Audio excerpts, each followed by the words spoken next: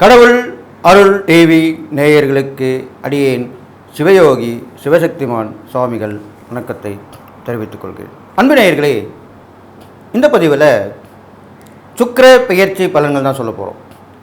12 ராசிகளுக்குமே உண்டான சுக்கிர பெயர்ச்சி பலன் தான். அது வருகின்ற 26/7/2025 ஆகஸ்ட் மாதம் 20/8/2025 வரைக்குமே இருக்குது. கிட்டத்தட்ட ஒரு மாதம் இருப்பார். இந்த தடவை ஒரு 25 நாள் இருக்கார். இது வரைக்கும் ரிஷபராசியில் இருந்த சுக்கிரன் தன்னுடைய சொந்த வீட்டிலேருந்து மிதுன ராசிக்கு பயிற்சி ஆகிறார். அதை பற்றி தான் விரிவாக பார்க்க போகிறோம். பொதுவாக சுக்கிரன் தான் நாம் வாழக்கூடிய வாழ்க்கைக்கு எல்லா வசதிகளுமே செஞ்சு கொடுக்கக்கூடியவர். சுகபோக வாழ்க்கைக்கு சுக்கிரன் அப்படி தான் சொல்லப்பட்டிருக்கு. அப்பேற்பட்ட சுக்கிரன் இது நாள் வரைக்கும் ரிஷபராசியில் தன் சொந்த வீட்டில் அமர்ந்து அவரும் சந்தோஷமாக இருந்து மக்களுக்கும் சந்தோஷமான வரத்தையும் அருளையும் வாரி வாரி வழங்கி கொண்டிருந்தார். ஆனால் இப்பொழுது சுக்கிரன் அடுத்த ராசியாகிய மிதுன ராசிக்கு செல்கிறார். மிதுன ராசிக்குரியவர் புதன். சுக்கிரனுக்கும் புதனுக்கும் ஒற்றுமை ஓரளவுக்கு தான் உண்டு. பெருசாக சொல்ல முடியாது, ஓரளவுக்கு பரவாயில்ல. ஏன்னா புதன் விஷ்ணுடைய அம்சம், சுக்கிரன் லக்ஷ்மியோட அம்சம். அதனாலும் இருந்தாலும் ஏன் அப்படி சொன்னேன்னா, அந்த மிதுன ராசியிலே குரு பகவான் அங்கே அமர்ந்திருக்கிறார். அந்த தேவகுருவான குரு பகவானுடன் அசுர குருவான இந்த சுக்கிரன் போய் சேருகிறார். நல்லா கேட்டுங்க, குருவும் சுக்கிரனும் ஒரு ஜாதகத்தில் சேரக்கூடாது, பார்வையும் பார்க்கக்கூடாது. ஏனென்றால் குரு கொடுப்பதை சுக்கிரன் தடுப்பார், சுக்கிரன் கொடுப்பதை குரு தடுப்பார். இது வழி வழியாக வரக்கூடிய ஒரு விஷயம். ஜோதிடத்தில் மிகப்பெரியமான விதியாக சொல்லப்பட்டது. ரொம்ப கஷ்டப்படுவாங்க. 2 கட்டான்னு சொல்லுவாங்களே, அந்த மாதிரி தான். ஒன்று வரும், ஒன்று மூடும். ஒன்று கதவு திறக்கும், ஒரு கதவு மூடும். இப்படி தான் நடக்கும். அதனால தான் இந்த சுக்கிர பயிற்சி கொஞ்சம் கடினமாக தான் இருக்கும். இருந்தாலும் அவர்களுடைய பார்வை பலன் ஒன்று இருக்கு இல்லையா, அதை வச்சும் நல்லது நடக்கக்கூடிய விஷயம். அதனால் 12 ராசிக்கு இப்போ நான் பலன் சொல்ல போகிறேன். பொதுவான பலன் பார்க்கும்பொழுது, இப்போது உள்ள நேரங்காலம் பார்க்கும்போது பொதுவாகவே எல்லா கிரகங்களுமே ராகு கேதுவோடைய பிடியில் மாட்டின்று. வக்ரம் பெற்ற சனி ராகுவோடைய அமர்ந்திருக்கார், கும்பராசியில் அமர்ந்துட்டார். செவ்வாயோட கேது அமர்ந்துட்டார். இது நடுவில் தான் எல்லா கிரகமும் இருக்குது. எந்தெந்த கிரகங்கள் சேரக்கூடாதோ அந்தந்த கிரகங்கள் தான் சேர்ந்துருக்கு. ராகுவும் சனியும் சேரக்கூடாது, செவ்வாயும் கேதுவும் சேரக்கூடாது, குருவும் சுக்கிரனும் சேரக்கூடாது. பாருங்கள், எவ்வளோ பிரச்சனைக்கு மேலே பிரச்சனை தான் வரப்போகுது. இருந்தாலும் எல்லாருக்குமே பரிகாரம் உண்டு, இறை வழிபாடு உண்டு, தான தர்மங்கள் உண்டு. அதெல்லாம் செஞ்சுட்டு வந்தீங்கனாலே நீங்கள் வெளியே வந்துடலாம். இப்போ இதனால் என்னென்ன நடக்கும்னு கேட்டிங்கனாக்கா, முதல்ல சுக்கிரன் குருவோடு சேரும்போது என்ன நடக்கும்னா, குருவால் கொடுக்கக்கூடிய பலன்கள் எல்லாமே மட்டுப்படும், தட்டுப்படும், கிடைக்காமல் போகும், தாமதமாகும். ஒரு படிப்பு படிக்கணும்னா தாமதமாகும். ஒரு கல்வி நிலையத்தில் சேரணும்னா சீட்டு கிடைக்காம கஷ்டமாக இருக்கும். அதே மாதிரி பணத்தட்டுப்பாடு ஏற்படும். பணம் கொடுத்துக்கிட்டே இருந்தவங்க திடீர்னு நிறுத்திடுவாங்க கொடுக்காம. ஃபைனான்ஸில் கேட்டால் கிடைக்காது, கடன் கேட்டால் கிடைக்காது. இதுதான் மாதிரி நடக்கும்.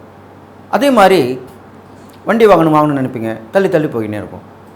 பெண்களுக்கு ஏற்ற அணிகலன்கள் அதெல்லாம் வாங்க பார்ப்பீங்க, துணிமணிகள் வாங்க பார்ப்பீங்க, அதெல்லாமே தள்ளி போகும்.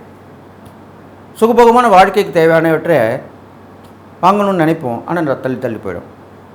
ஏனென்றால் இந்த சுக்கிரனுக்கு அம்சத்துக்குரியதும் குரு அம்சத்துக்குரியதும் மாறி மாறி இருவரில் ஒருவர் தடுத்து விடுவார். இது நடக்கும். அடுத்ததாக ராகுவும் சனியும் சேர்ந்திருக்கப்படியால் ஒரு கத்திரிக்கோள் என்ன செய்யுமோ அதை செய்யும், கட் பண்ணி விடுன்னு சொல்லுவாங்க. கத்திரிக்கோள்ன்றது கட் பண்ணுறதுன்னு. அப்போது வரக்கூடிய நல்ல விஷயங்கள் எல்லாமே தடைப்பட்டு இருக்கும். அதை தவிர்த்து கட் பண்ணி விட்டுடும், காணாமல் போயிட வச்சிடும். ஒரு சுபகாரியம் நடக்கும்னு நினைப்போம், அது தள்ளி தள்ளி போயிட்டே இருக்கும். ஒரு இடத்துல உதவி கேட்டிருப்போம், அது தரேன்னு சொல்லுவாங்க, பண்ணுறேன்னு வாங்க, அப்புறம் தள்ளி போயிடும். இப்படி தான் இந்த ராகு சனியால் செய்யப்படுது. செவ்வாயும் கேதும் சேர்ந்திருக்கும் போது என்ன தெரியுமா, மிக மிக மோசமான விளைவுகள் ஏற்படும். சமீபத்தில் பார்த்தீங்கன்னா கண்டிப்பாக சொல்லி ஆகணும் இந்த பதிவில், காவல்துறைக்கு கெட்ட பேர் வந்துன்னே இருக்குது. அவங்க அதுக்கேற்ற மாதிரி நடந்துக்கிட்டு இருக்காங்க.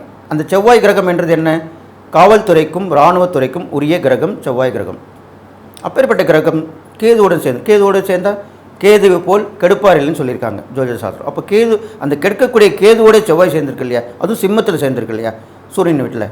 அப்போது கண்டிப்பாக இதில் அரசாங்கத்திற்காருக்கும் பதில் சொல்ல வேண்டியிருக்கும். காவல்துறை செய்யும் தவறுகளுக்கெல்லாம் அரசாங்கம் பொறுப்பேற்கக்கூடிய நிலை வரும். இப்போ அப்படி தானே ஏற்பட்டிருக்கு, அது உண்மைதான். அது இந்த ஜாதகப்படி கிரகப்படி தான் நடந்திருக்கு. அப்போது மோசமான பின்விளைவுகள் ஏற்படும். அப்போ தவறான உறவுகள், காவல்துறைக்கு கொண்டு போகக்கூடிய விஷயங்கள் எல்லாமே தடுமாற்றத்தோடையும் தடையாகவும் பின்விளைவுகளோடையும் பிரச்சனையாகவுமே தான் இருக்க போகுது. அதனால் இது பொது பலன் சொல்லியிருக்கேன், இதை நீங்கள் உஷாராக கேட்டு நடக்கணும். அடுத்ததாக இப்போ நம்ம சுக்கிர பயிற்சி பார்க்க போகிறோம் 12 ராசிகளுக்கும்.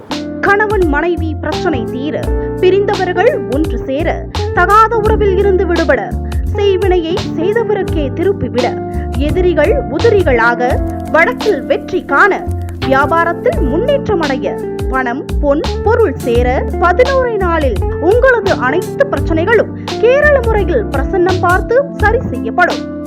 உடனே தொடர்பு கொள்ளுங்கள். ஜெயா டிவி புகழ் மேல்மருவத்தூர் ஞானகுரு அவர்களை. துலாம் ராசி நேயர்களே, உங்களுக்கு உண்டான சுக்கிர பேஜ் பலன் தான் சொல்ல போகிறேன். இதனால் வரைக்கும் உங்கள் ராசிக்கு சுக்கிரன், உங்கள் ராசியாதிபதி சுக்கிரன் தானே. அப்பேற்பட்ட இந்த சுக்கிர பகவான்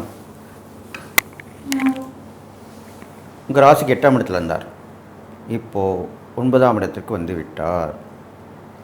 9ஆம் இடத்துக்கு வந்து விட்டாலும் அந்த சுக்கிரன் குருவோட சேர்றார். அதனால் ஒரு நல்லது நடக்கும், கெட்டது நடக்கும். கெட்டதுன்னா என்ன? தடைகள், தாமதங்கள், பிரச்சனைகள் இப்படி தான் இருக்கும். பெருசாக ஒன்றும் நடக்காது, பயப்படுற அளவுக்கு ஒன்றும் இருக்காது. ஏன்னா உங்கள் ராசியாதிபதி சுக்கிரன் தான். அப்போ துளராசிக்கு பார்த்தீர்களானால் இந்த 9ஆம் இடத்திலே சுக்கிரன் குருவோடு சேரும் பொழுது உங்களுக்கு அடிக்கடி பயணங்கள் மூலிமா நன்மை நடக்கும். நிறைய இறை வழிபாடு பண்ணுவீங்க.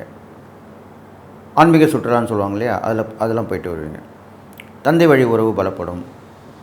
இருந்தாலும் தந்தையார் உடல்நிலை அக்கறை கண்டிப்பாக வேணும். பூர்வீக சொத்து பிரச்சனை இருந்தால் அதுலேயும் கொஞ்சம் கவனமாக இருக்கணும். கொஞ்சம் விட்டு கொடுக்கலாம், தப்பு கிடையாது. இந்த காலகட்டத்தில் நீங்கள் விட்டு கொடுத்தால்தான் உங்களுக்கு வரக்கூடிய கண்டிப்பாக வந்து சேரும். நீங்கள் கராராக இருந்து எனக்கு இவ்வளோ தான் வேணும், எனக்கு அப்படி தான் இருக்கணும், இப்படி தான் இருக்கணும்னு சொன்னீங்கன்னா அந்த பூர்வீக சொத்து பிரச்சனை தொடர்ந்துக்கிட்டு தான் இருக்கும்.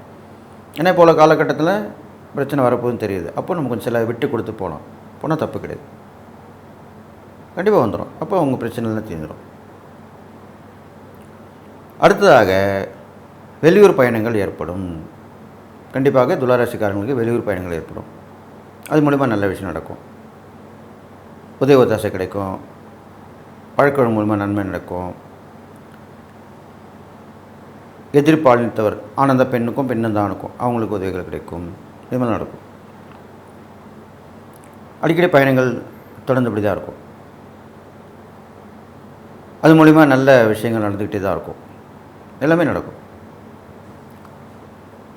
அடுத்ததாக பார்த்திங்கன்னா இந்த துளாராசிக்காரங்களுக்கு அந்த சுக்கிரனுடைய பார்வை பார்த்திங்கன்னா உங்கள் ராசிக்கு 3ஆம் இடத்துல விழுது. 3ஆம் இடம் என்றது என்ன? தைரியம், வீரியம், விவேகம், வெற்றி, விபத்து, சுய முயற்சி, இளைய சகோதரம், இப்படி தான் சொல்லிட்டு வரும். அப்போ இந்த மாதிரி விஷயங்கள்லாம் நல்லா நடக்கும். உங்கள் கூட வந்து தம்பி தங்கிச்சிருப்பாங்க, அவங்க உங்களுக்கு உதவி பண்ணுவாங்க. திடீர்னு தைரியம் ஏற்பட்டு ஒரு துணிச்சல் ஏற்பட்டு ஒரு செய்யாத செயலை செஞ்சு முடித்து வெற்றி பெறுவீங்க. பயணங்கள் மூலிமா நல்லா நடக்கும். இருந்தாலும் சிறு சிறு விபத்துக்களும் வரக்கூடிய விபத்து காப்பாற்றப்படுவீர்கள். சுக்கிரனுடைய பார்வை விழுது இல்லையா, அதனால் காப்பாற்றப்படுவீர்கள். பெருசாக வர்றது சின்னதாக போயிடும், அவ்வளோதான் விஷயம். எல்லாமே நடக்க போகுது. அடுத்ததாக முயற்சியால் ஜெயம் அப்படின்னு சொல்லக்கூடிய விஷயம் நடக்க போகுது. சும்மா உட்காந்துக்கூடாது, ஏதாவது பண்ணிக்கிட்டே இருக்கணும், முயற்சி பண்ணிக்கிட்டே இருக்கணும், அது செஞ்சுக்கிட்டே இருக்கணும், இது பண்ணிக்கிட்டே இருக்கணும், ஒருத்தர்கிட்ட கான்டாக்ட் பண்ணிக்கிட்டே இருக்கணும், பேசிக்கிட்டே இருக்கணும், தொடர்ந்து பண்ணணும். அப்போ தான் உங்களுக்கு வெற்றி கண்டிப்பாக கிடைக்கும். எல்லாமே நடக்கும். இந்த 3ஆம் இடத்து பார்வை பலன். அப்போ சுக்கிரனுடைய பார்வை பலனால் உங்களுக்கு எல்லாத்துலேயுமே நல்ல விஷயம் நடக்க போகுது. உங்களை தேடி எல்லாமே வரும். நீங்கள் தேடி போக வேணாம், உங்களை தேடி எல்லாமே வரும். அப்படிப்பட்ட விஷயங்கள் தான் நடக்க போகுது. அடுத்ததாக பார்த்திங்கனாக்கா நிறைய சமூக சேவை என்ற மூலிமா உங்களுக்கு நல்ல விஷயங்கள், மதிப்பு, மரியாதைலாம் கிடைக்கும். நீங்களே விரும்பி போவீங்க, இல்லை அதில் ஏற்கனவே இருந்திருப்பீங்க. அது மூலிமா இப்போ நல்ல விஷயம் நடக்கும். உங்கள் பேர், புகழ், செல்வம், செல்வாக்கு, அந்தஸ்து எல்லாமே வெளிச்சத்துக்கு வரும். இதனால் வரைக்கும் பெருசாக ப்ராப்ளம் ஆகாமல் இருந்திருக்கும், இப்போ வந்துடும். அதிகமான காலகட்டம் தான் இப்போ வந்துடும். நீதித்துறையில் உள்ளவங்களுக்கு ரொம்ப நல்ல விஷயம் நடக்கும். சட்ட சிக்கலுக்கெல்லாம் தீர்வு கொடுப்பீங்க. நீங்கள் வழக்கறிஞராக இருந்தால், நீதிபதியாக இருந்தால் நல்ல தீர்ப்பை வழங்குவீங்க. அதுக்குண்டான காலகட்டம் தான் இப்போ உங்களுக்கு வந்திருக்கு. அது மூலிமா நல்ல பேர் புகழெல்லாம் உங்களுக்கு கிடைக்கும். நல்ல தீர்ப்பை கொடுப்பீங்க. நீண்ட நாள் இழுபறியாக இருந்த ஒரு வழக்கை முடித்து வைப்பீங்க. இது மாதிரி நடக்கும். அடுத்ததாக பெரும்பாலும் பெண்கள், துளாராசியில் பிறந்த பெண்கள் நல்ல சமயோசமாக செஞ்சு செயல்பட்டு வாழ்க்கையில் முன்னேற்றம் அடைவாங்க. அவங்களுடைய பிளான் திட்டங்கள்னு சொல்கிறோம் இல்லையா, அதெல்லாம் ரொம்ப பெருசாக இருக்கும். அது முடியுதோ முடியலையோ, ஆனால் பெருசாக தான் நினைப்பாங்க, பெருசாக தான் ஆசைப்படுவாங்க.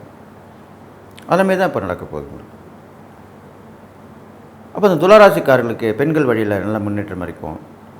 பெண் வழி கல்வி, பெண்கள் வழி போராட்டம் எல்லாமே வெற்றி பெறும்.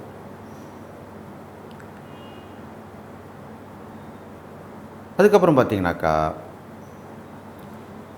இந்த துளாராசியை பிறந்தவங்களுக்கு செய்யக்கூடிய இறைப்பறிகள் பார்க்கும் பொழுது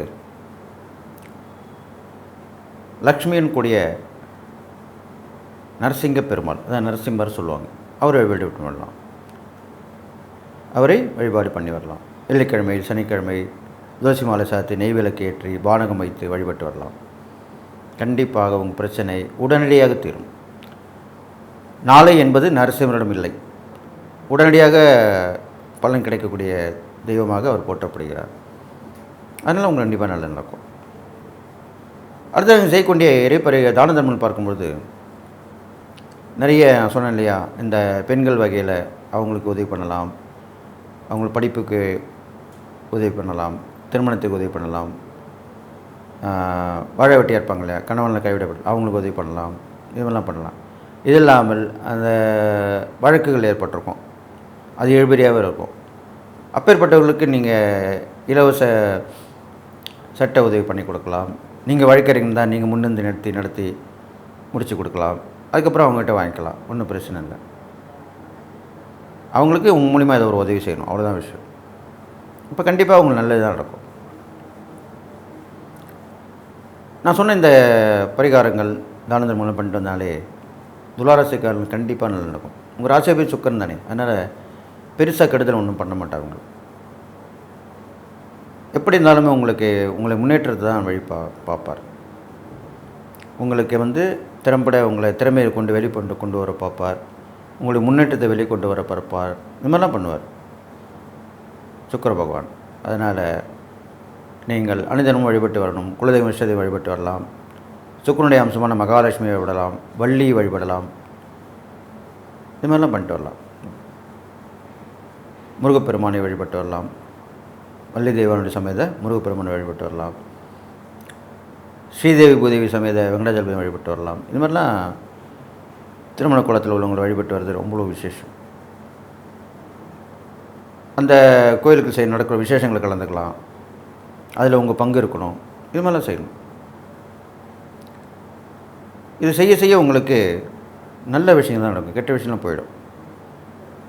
தீய சக்தியெல்லாம் விலகி போயிடும். நல்ல சக்தி உங்களுக்கு சேரும். அதனால் நன்மையான பலன் தான் கிடைக்கும்.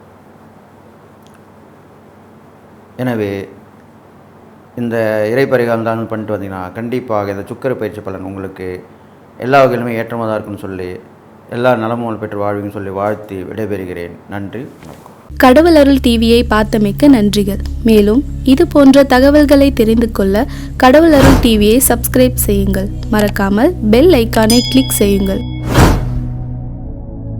கணவன் மனைவி பிரச்சனை தீர, பிரிந்தவர்கள் ஒன்று சேர, தகாத உறவில் இருந்து விடுபட, செய்வினையை செய்தவருக்கே திருப்பிவிட, எதிரிகள் உதிரிகளாக, வழக்கில் வெற்றி காண, வியாபாரத்தில் முன்னேற்றம் அடைய, பணம் பொன் பொருள் சேர 11 நாளில் உங்களது அனைத்து பிரச்சனைகளும் கேரள முறையில் பிரசன்னம் பார்த்து சரி செய்யப்படும். உடனே தொடர்பு கொள்ளுங்கள். ஜெயா டிவி புகழ் மேல்மருவத்தூர் ஞானகுரு அவர்களை.